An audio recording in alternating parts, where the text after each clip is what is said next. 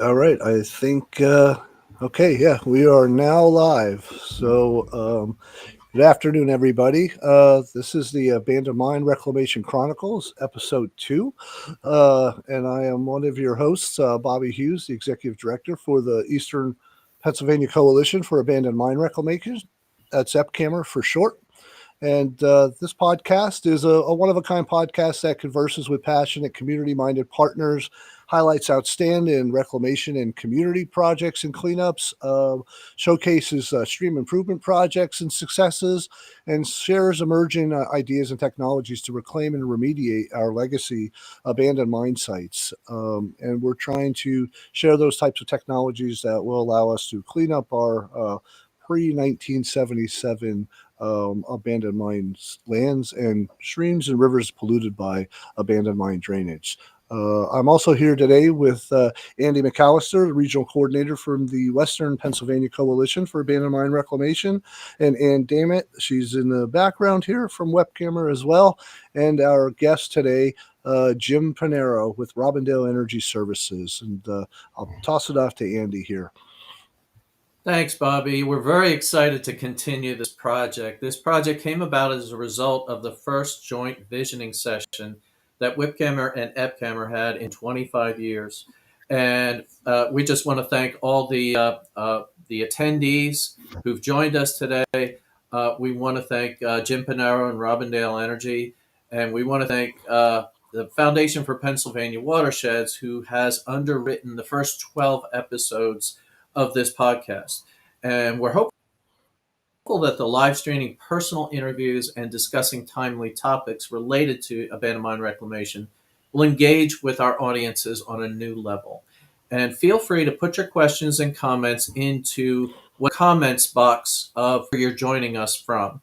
And that will help us see what your comments are. Bobby? Sure. So let me first introduce our guest here, Jim Panaro, and kind of give you a little background on his work that he's done in this particular field. Jim's been with this type of work for over 35 years and has experience in the waste coal reclamation and generation business, and has been with Robindale Energy Services since 2001. And he currently serves as the executive vice president. Prior to that time, he was at the Cambria Cogen company for 11 years. And Jim started at Cambria during the plant construction and commissioning that was primarily involved in environmental monitoring, the reporting and the compliance issues, but also advanced through the plant ranks to the level of operations superintendent before coming to Robindale. And Jim's role at Robindale is really focused on new project development, contract administration, and the day-to-day oversight of Robindale's traditional waste coal business supply side, with over 6 million tons of annual material movement. And he acts as a liaison between the local conservation district groups and the DEP and Department of Environmental Protection to partner with Robindale on various mine reclamation projects, including two of them that won an Office of Surface Mining Reclamation and Enforcement National Reclamation Award back in 2010 and 2021, as well as receiving the Governor's Environmental Excellence Awards in 1996, 2011, 2014, and 2022. And since 2001, Jim has been directly involved with the reclamation projects in an 8-county area in southwestern Pennsylvania in the bituminous coal region that's removed over 70 million tons of bituminous waste coal from many different watersheds and has restored over 2,000 acres of abandoned mine lands to productive use. So Jim's done quite a bit of work in Western Pennsylvania. It's helped us advance our cause and efforts that we strongly advocate for in abandoned mine reclamation and watershed restoration. Thank you, Bobby. Welcome, Jim Panaro. Thank you so much for being a guest on Abandoned Mine Reclamation Chronicles. It's great to see you again, Andy. It's been a good to little while. it's good to see you. I think we see each other periodically in the course of our line of work, and it's good to have you in this kind of format. Um, I think it would be great for our audience to get to know you better. If there's a way you can talk about you, your history, where did you grow up? What is your story? Well, my story is a local story. I grew up in a little town called St. Benedict. It was a small coal mining town in Cambria County. Except for a brief time away at college, I've been kind of blessed to be back in my home area for the majority of my career. I currently live in Ebensburg, or outside of Ebensburg in Cambria County. I've been married actually to my high school sweetheart for 37 years now. Have one son, Julian, and a daughter, Zoe. And again, blessed, they both live locally here to us now, and both starting families of their own. So it's been great to be with a local company and have these opportunities to raise my family here. I have a question for you. Did you always have a connection to mining, like in your family background, and abandoned mine reclamation, or is that something new for you? Well, no, I actually have a very long connection to the mining. And it was something that I found out actually more recently, doing some family research. I found that my grandfather on my dad's side emigrated from Italy in 1905 at 17 years old. And we saw his Ellis Island records, and it said that he was going to Elmora, Pennsylvania, to work in a coal mine, and was referred by a cousin. And so, he came into the area, over a century ago. And then my father worked in underground coal mines for 32 years after serving in World War II. So it's hard to imagine now for me that I've spent over half my life directly involved with this coal refuse reclamation projects, potentially on some of the coal that the two of them have mined over the period of time. So, and in fact, one of the OSM awards that Bobby mentioned earlier was for a Barnes-Watkins pile that we did in 2006 to 2008. That pile was a national OSM award for best Eastern reclamation project. It was about a mile away from where I went to elementary school. And ironically, finding out within the last 2 years, that's the same town that my grandfather came to from Italy. So I would say that is a long history in the coal side. I would think so too. And now that you've definitely been involved in mining and reclamation in your career, I think Bobby has a few questions about that. Go ahead, Bobby. Yeah, Jim, I was wondering if maybe you could share a little bit of more details about your career, like, just where did you start even before maybe coming into this particular field?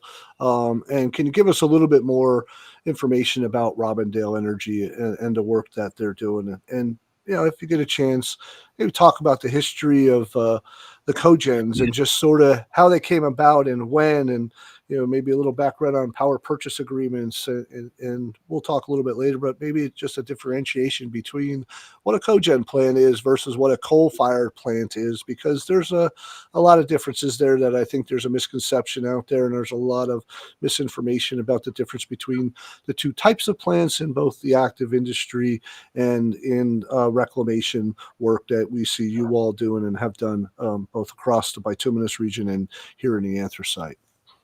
Okay. It's a lot of questions. You'll have to remind me if I missed a few. Yeah, I'll come back to them. Yeah.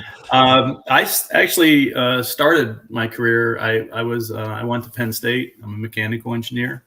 After graduating from Penn State, like literally within a couple weeks, I went to work for a defense subcontractor in our area. It was a machine shop and a sheet metal shop that made parts for Grumman aircraft. So back at that time, there was a lot of our Congressman John Murtha was very involved in. There were a lot of defense subcontractor projects in the Johnstown area in the late 80s, early 90s. primarily where a lot of the people were going to work as our coal mine industry was closing down. It was a step back, trying to revert the economy onto to that side. But also about that time was when these cogen plants started to come around. So I only worked for about 2 years for that defense subcontractor, and then we got word that Cambria Cogen was going to start up. So I had applied there. A lot of my mechanical engineering background in thermodynamics and the power plant side, that was an interest to me. So I went to Cambria Cogen in 1990. That plant was still under construction. It was a brand new plant. It was actually being built by Air Products and Chemicals from Allentown, PA. That was the first bituminous waste or gob-fired plant that was built in Pennsylvania. It came online in March of 1991 and went commercial. I was there for about 11 years and then went to Robindale. When Robindale was being formed, I was actually the first person hired for their new company. And at that time, Robindale initially was a 50-50 partnership. It was founded by Scott Crow from Latrobe, Pennsylvania, and also Neil Hedrick from Blossburg, PA, north of Williamsport. They were completely formed a company just for the sole purpose of supplying fuel and limestone and handling the ash from the Seward plant that was under construction at that time. Seward started construction in 2000 and it went through 2004 and it came online. Seward is the largest waste coal fired plant in the US and maybe one in the world. We're not sure what goes on in China sometimes, but they had a long-term supply agreement to ship fuel and limestone. And we also had a long-term agreement to handle all the maintenance and operating at the plant, inside the plant on the material handling section. So all the fuel receiving, crushing, the limestone receiving and pulverizing, and then as well as loading the outbound trucks. So, that was kind of the core part of our business. And then in 2015, NRG had owned the Seward plant. They had approached us in 2015 and were thinking of selling the plant to a third party, another bigger electric company. At that time, we have a lot of the mine sites permitted. We were 100% sole source, exclusive supplier. We had some concerns that, frankly, that if somebody else bought it and it could potentially shut down, and we're partway through these reclamations, or convert it to gas or something, because the economic downturn after 2008 and the power prices were dropping. So NRG didn't see it as a key part of their business. So at that time, we actually threw our hat in the ring and we said we wanted to purchase a plant, and we ended up buying Seward in February of 2016. And we had NRG. We kind of flipped the script to NRG to be on. We kept them on site as operating the power block of the plant, the generation side, and that lasted until 2023. And at that point, we took over complete operation of the plant. We hired most of their operators and people on site, and had to bring in some new people. And we've operated that since 2023 on our own, 100% from top to bottom. Also, beyond Seward, in 2017, Evansburg Power, which is a smaller 50 megawatt plant in Cambria County, it was owned by Babcox and Wilcox from Ohio. They had a power purchase agreement, which I'll kind of get back to, that was expired, and they were operating as a merchant plant, and they were going to plan to shut that plant down and decommission it. We purchased that plant in 2017 and have been operating it ever since. And then likewise, the Culver Green Energy plant, also in Cambria County, was owned by Northern Star Generation. Their power purchase agreement, they had a 25-year agreement. It ended in 2020. And on midnight of the day that PPA ended, they closed the plant and laid off their folks. We bought that plant in August of 2020, restarted in October of 2020, and have been running at that plant since. So with those 3 plants purchased in this area, it gave us some synergies to use different fuel sites, try to target certain qualities for the different plants. We handle all aspects now. We're completely vertically integrated. We do the site acquisition, permitting, the mining at the site, the reclamation work, the trucking. So we're fully integrated now through the whole process, top to bottom, which gives us an advantage because, when you had kind of traditional coal plants that are supplied by different suppliers, and they have a limestone supplier and a fuel supplier, all those people are trying to, make money on those different pieces. We're fully integrated. As long as the power plants make money, the pie got a lot smaller with the power prices going down. So there's not as many pieces of the pie to feed, and it gave us an economic advantage where we can run these 3 plants where the previous operators or owners couldn't. Mm-hmm. So let's see. It was about the differences between the cogens and a coal-fired plant, maybe, would be helpful. Okay. I guess one thing too, I know with the total employment, we haven't talked about the employment side. With those, sure. With all 3 plants, the mine operations, the trucking operations, our company now has about 450 direct employees supporting those 3 plants. And it makes us one of the larger employers in the area now. With all 3 plants running at full capacity, we're consuming about more than 14,000 tons per day of waste fuel, which counts back to why we've been able to do over 70 million tons, with 6 million tons a year. So you talk about the difference in the technologies. The cogens, as people call them, came about it was an advent of a CFB technology, and CFB stands for circulating fluidized bed, and that's a technology that was developed in Europe in the 1970s, early 1980s, and it was built to burn low quality fuels such as lignite or peat moss or biomass. And then that technology started to grow in the States in the 1980s, actually in your area, Bobby, with some of the anthracite plants that came on. Mm-hmm. And then it kind of spread westward into Cambria and Emmitsburg, Culver, and finally scrubgrass up in Clarion County, I think, Piney Creek. There were a number of western bituminous plants. Since then, 3 of those have closed due to economic reasons, but that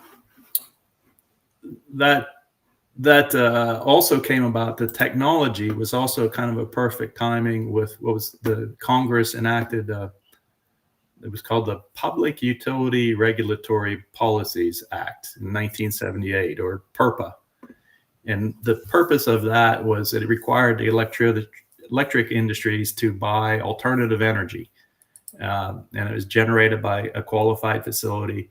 And that they were required to buy that energy from those plants at an avoided cost rate. And that avoided cost proved pretty instrumental in the developers investing in these new and risky businesses because they had long-term, they were typically 20 or 25-year power purchase agreements that made these facilities financeable. So that whole process was kind of a merge of a regulatory issue that supported the financing plus this technology.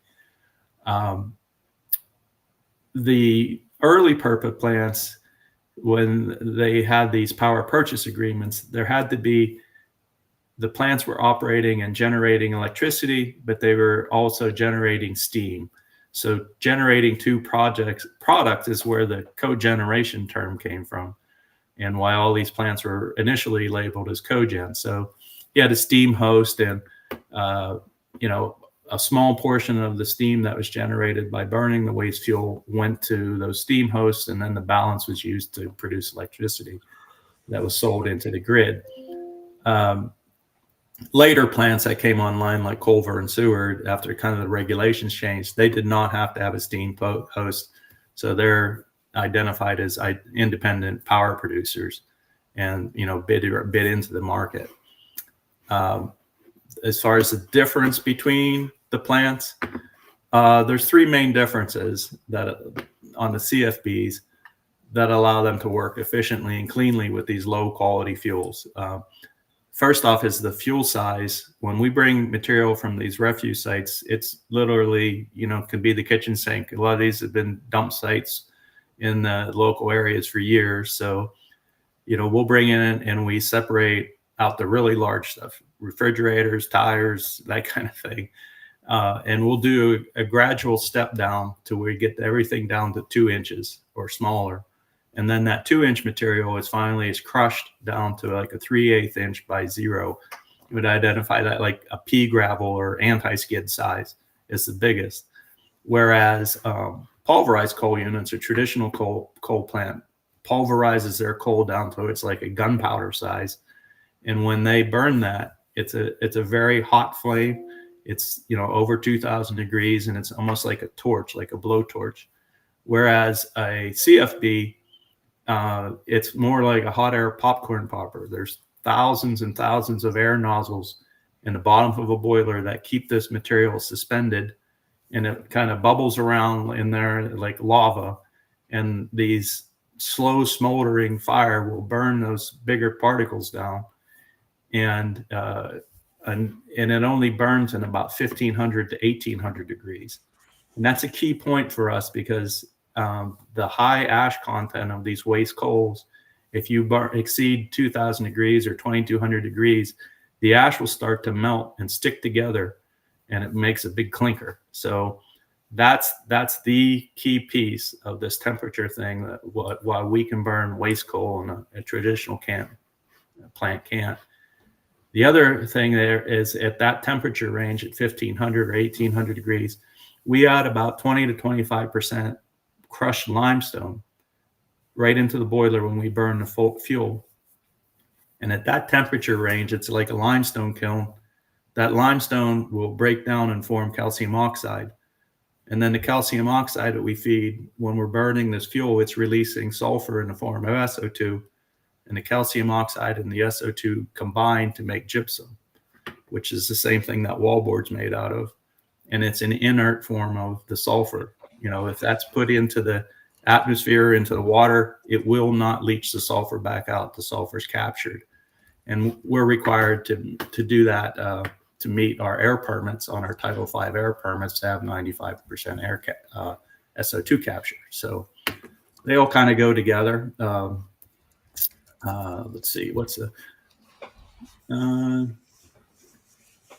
it's free lime we talked about.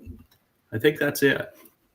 No, that's a pretty good differentiation between the two types of plants, and I'm sure more information can be found on either your website or the ARIPA website. And I know I always bite my tongue because I have a habit of saying the Anthracite Region Independent Power Producers Association, and Christy Sweeney always reminds me that, which it's now Appalachian, Yeah.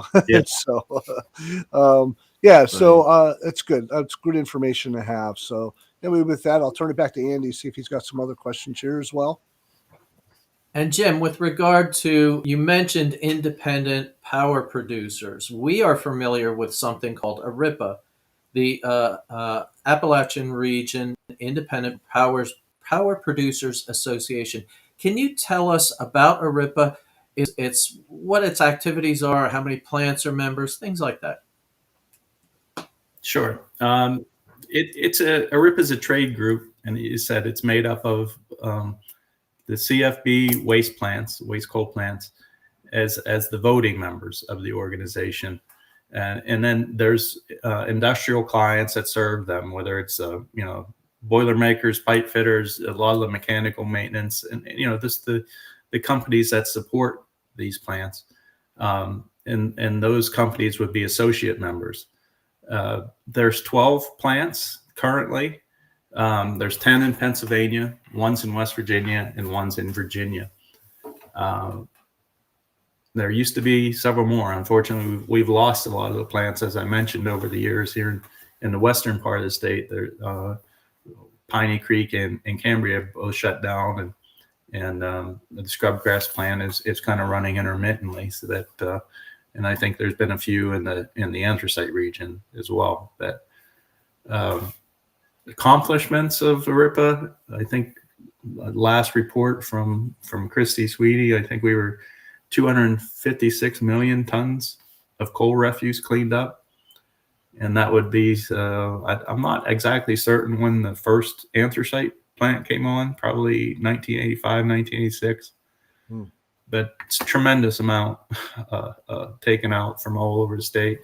And it was, her last count was 7,200 acres of abandoned mine land reclaimed. You know, and what's hard to know is that 256 million tons is the AMD that was produced.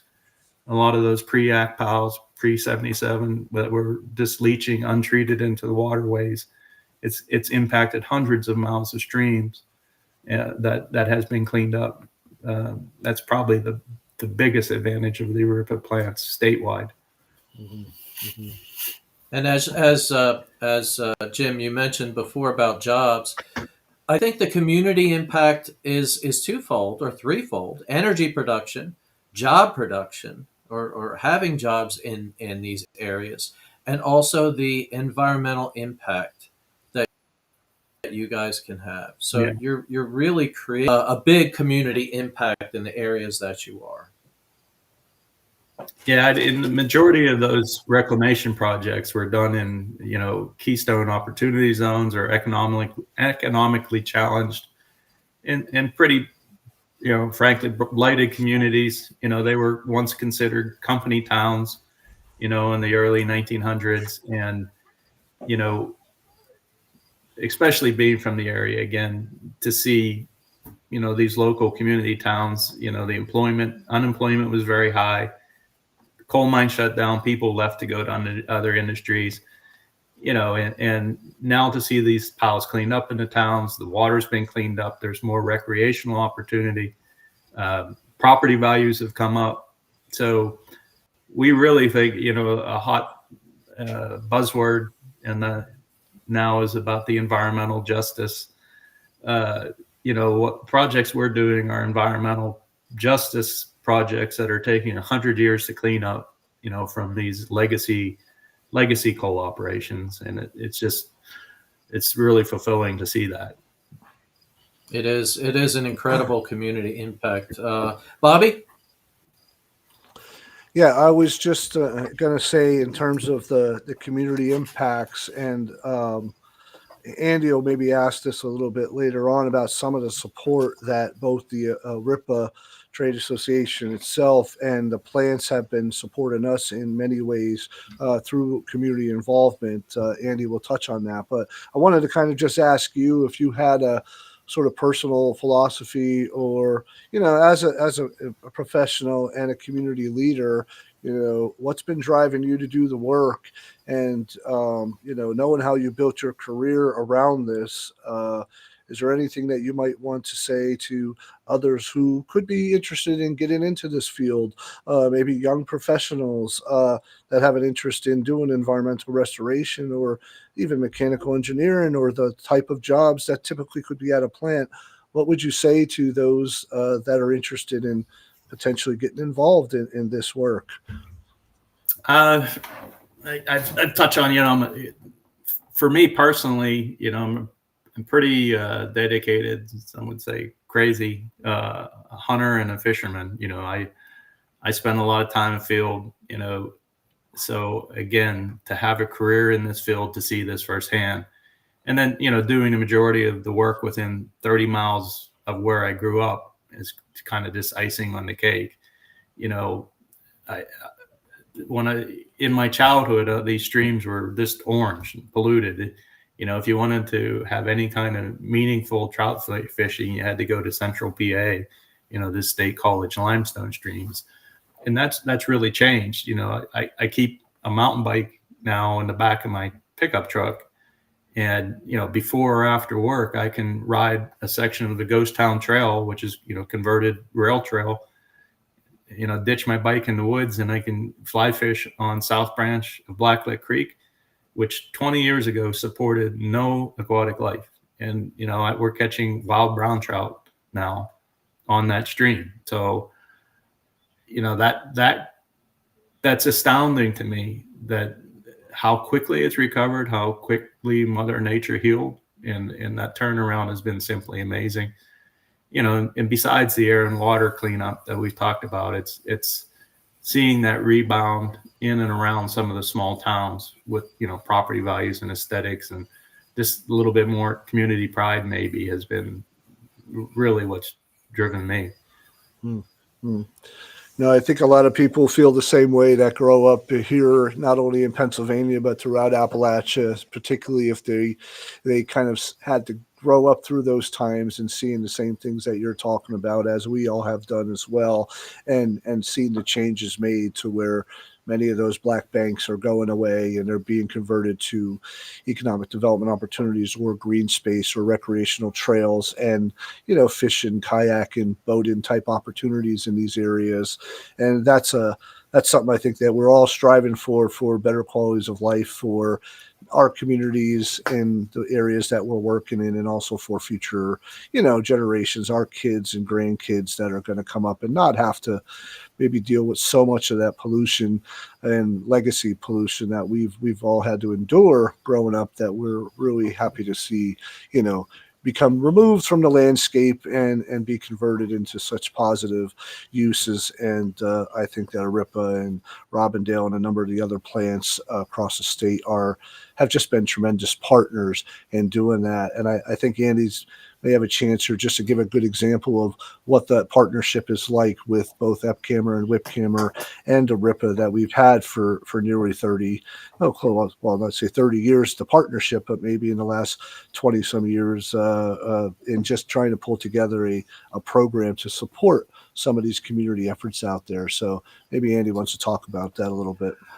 I thank you, Bobby. I think some of the activities that Jim mentioned and his philosophy points out his dedication to the environmental issues that we all deal with today. And it's so important to point out that Jim also spent multiple years on the board of directors for WIPCAMR, serving as president for some time, and we thank him for that. That was a wonderful time. And this is probably an appropriate time to discuss, we go back to Aripa, the the Appalachian Region Independent Power Producers Association. The AMD AML Award, the annual award, to date $100,000 has been awarded to on-the-ground AMD AML projects from Aripa. And this year in 2025, Aripa awarded another $6,000 to important projects across the coal regions of Pennsylvania, to watershed groups and conservation districts that are partnering with Aripa on projects to remediate the legacy of pre-regulation coal mining. On top of that, Robindale has become a platinum sponsor of our annual PA Abandoned Mine Reclamation Conference. I have a plug for that. That's treatminewater.com. If you haven't gone to that website, go to the website, and it's a wonderful conference. This is only scratching the surface of some of the charitable contributions from Aripa, Robindale, and you personally. Your generosity is undeniable. Tell us some of the other causes you support, either through Aripa, Robindale, or personally, if you don't mind. Well, Robindale is, I said, it's a really a family-owned company now from Latrobe, and they are a very strong belief in supporting the communities that we do business, and we have quite a program for anybody that works for us if they're personally involved with projects, and it's very wide ranging, from environmental education. Any local sports teams, conservation groups, they're a very big promoter. Kind of in preparation for this, I went back and looked in 2024.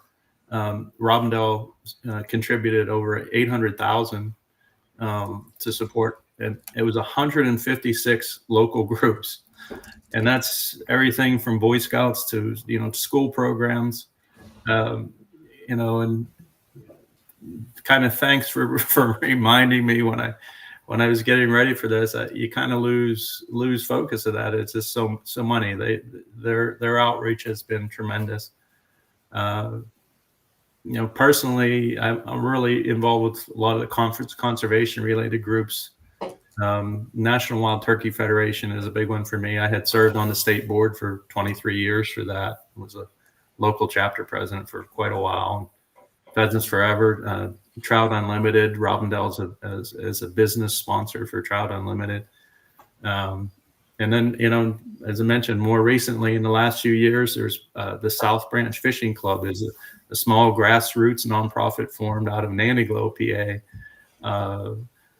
Since we're starting to see wild trout, we're doing stream improvement projects on Blacklick Creek, for which, Robindale has done 2 different ones now with the Cambria County Conservation District and the Fish Commission, as we're starting to see that rebound.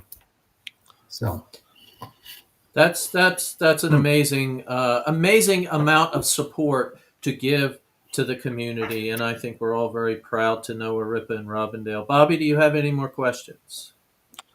No, well, no, I was just going to add to that AMD-AML, our Abandoned Mine Land Mini Grant program, that we still have some funds remaining here in the anthracite region to reopen our round for this year. And there has been an anonymous donation that also has come into both coalitions to support additional funding going out to the communities. And we're going to reopen that round, and it's available on the ARIPA website as well as EPCAMR and WIPCAMRs. If there are other interested conservation districts or community groups and partners that are looking at working on abandoned mine drainage or AML or education and outreach type programs within our region. So we've given out 2 awards this year.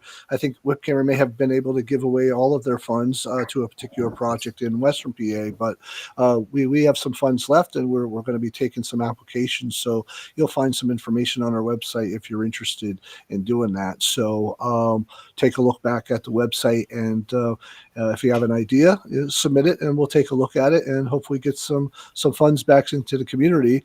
And as Jim had mentioned, about his work with the different conservation groups and the Trout Unlimited chapters out there in central and western Pennsylvania.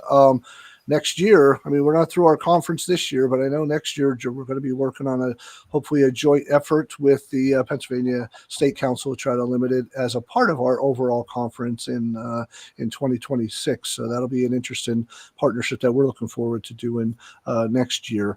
So, I mean, Jim, do you have anything kind of planned for Robindale right now, or RIPA coming up here in the fall, leading into the winter, or you're just hoping for the cold weather so that we can, get more of the waste coal into the plants?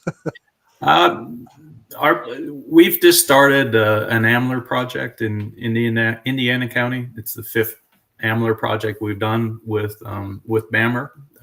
Economic mine land, economic revitalization. So we have finished this 2 piles. We have 2 piles. No, we finished 3 piles now. We just finished one in Clearfield County. We have one in progress in Blair County, and this one we've just started in Indiana. And it's a great program. It's addressing a pile that we've been discussing reclamation with the watershed groups and BAMR since 2005. So 20 years in the making to try to find the funding necessary to do that work. So, and then Robindale's owners have continued. We spent tens of millions of dollars in reinvesting in these power plants, reopening them, setting them up for long-term maintenance cycles with turbines and all the reliability of the plant. So, we're expecting at least 20 years of run in front of us to keep doing this. There's a lot of refuse piles out there still. The little bit of the problem is we're eating these from the middle out, this donut, as we get further away. So what's important for us is, a big help for us is the waste coal tax credit in Pennsylvania that provides a tax credit for every ton of waste coal that gets cleaned up. It's it's a benefit for us as we start to move further and further on the trucking. Our freight cost goes up, so our operating cost goes up. And frankly, the last few years, the power price, despite what you see on your home bill, what the power generators get paid has not gone up and kept pace with the inflation. So that's been a real lifeline for us, and we hope that that continues. We think that long term, as the demand for electricity for data centers and AI and all this demand grows, with a lot of the coal plants being retired and not a lot of new generation going on, we're hopeful that the power price for us will continue to go up. And we think we have a long future. We're setting it up for a 20-year, and we'll hopefully be in this reclamation business for a while. Thank you. And Bobby, Yeah, that's great. I have a That's great. question. I have a question. Yeah. Since we're talking about economics, Jim Panaro and I, not too long ago, were referring to EconoSalt economics report. Can you give us an update on some reports that have been released or will be released, if you don't mind? Sure. It's eConsult. It was an economics report. It was done for RIPA. I think the initial one was 2016, and then it's just been recently redone. And on the economic side, one thing that it points out is that this industry, the waste coal industry, it contributes $615 million per year to the Pennsylvania economy, and it supports at least 3,000 jobs. Along with doing that, it's providing about $37 million in annual environmental and public benefits, on top of the $267 million in annual avoided costs to the Commonwealth, that if the Commonwealth had to pay for this remediation that's done by industry. So, and while much of the benefits of the plants that we've talked about so far is done on the water side by eliminating these sources of AMD, there was another study done for RIPA by Lehigh University, where it shows that a lot of these refuse piles, our local old term for it was red dog, as these piles spontaneously combusted. When they're burning in place, they're emitting all kinds of toxic gases, sulfur dioxide, carbon dioxide, in an uncontrolled fashion. And anybody that's driven by some of these old piles, you can literally smell that sulfur smell in the air around these piles. So the Lehigh study shows that using this as a fuel in a controlled manner, using limestone for SO2 capture, using ammonia for NOx capture, and also burning at that lower temperature, it's a very low emitter for both NOx and mercury. So it shows that burning them is actually controlling the emissions better than letting them sit for generations. So I think both of those studies are available. There's links on the RIPA website to get all the details of those. Wonderful. Thank you. Bobby, go ahead. Yeah, so we would like to just kind of close each episode with a piece of advice to our kind of leaders and community volunteers, to offer to our nonprofit watershed groups and community organizations with respect to their organizational capacity and their sustainability. And do you have any kind of words of wisdom to share, or that could help them continue to keep up the good fight? It's just something we're constantly trying to support these volunteer groups on the ground that want to work with plants like yours and companies like yours to be able to do the outreach and to get the data that we need for the streams, and to kind of increase the community's awareness of the good work that you're doing. What would you what kind of advice would you say or have for those to do that in Pennsylvania? Well, probably the biggest thing in was involvement with WIPCAMR long ago, and working with Andy and his group. I think sometimes the coal mining, we have a strong history in PA, and that history was a major contributor that allowed the U.S. to become world economic leader. 1800s with the steel industry, the world wars, and the economic boom that followed. But that legacy, frankly, left. There's a dark side of that caused a lot of these environmental and social problems that we're dealing with a century later. So what I see sometimes is there's kind of a distrust of big coal. Some of the nonprofits and watershed groups, they try to paint the current coal companies with that same brush. But there's a lot of regulation now after 1977, and it's even getting harder and harder on the water side with TMDL limits and that. And I think that's a real shame. I think some of the greatest environmental cleanups that we've seen in our state are actually being done by these same coal companies. And in my opinion, some of the watershed groups should consider partnering with the business, to support their cleanup efforts, rather than trying to fight them on every project. So, I can say without a doubt that Robindale has done more environmental remediation than any public or private group in PA, and like I said, we have 20 more years of the same. So, you need to stay involved. I think this waste coal is such a niche thing for Western PA and your anthracite region there, a very small region, that you need to stay involved politically too, supporting the waste coal tax credits and those kind of things, because, quite bluntly, people in Philadelphia don't know what a waste coal pile is. They don't know what a gob or a column pile is. They're not associated with it. So, we've got to be diligent on that side. And the other thing, probably the last thing I'll add is to build and lean on those partnerships with like-minded groups and organizations, like WIPCAMR and EPCAMR. Robindale's had a lot of partners to make our work successful. The Cambria, Indiana, Westmoreland Conservation Districts, the Cambria Rec Authority. But we have a very good partnership with BAMR on these AMLR projects that are just tremendous results. Fish Commission, Game Commission, so many of the local watershed groups, I can't even name them all, in working with Trout Unlimited and watershed groups. And you really need to lean on that network for support. Probably the projects you're looking to do, somebody's already done something like it. You don't need to start from scratch. Exactly. Bobby, do you have any questions from our listeners out there? I don't know if there's any particular questions.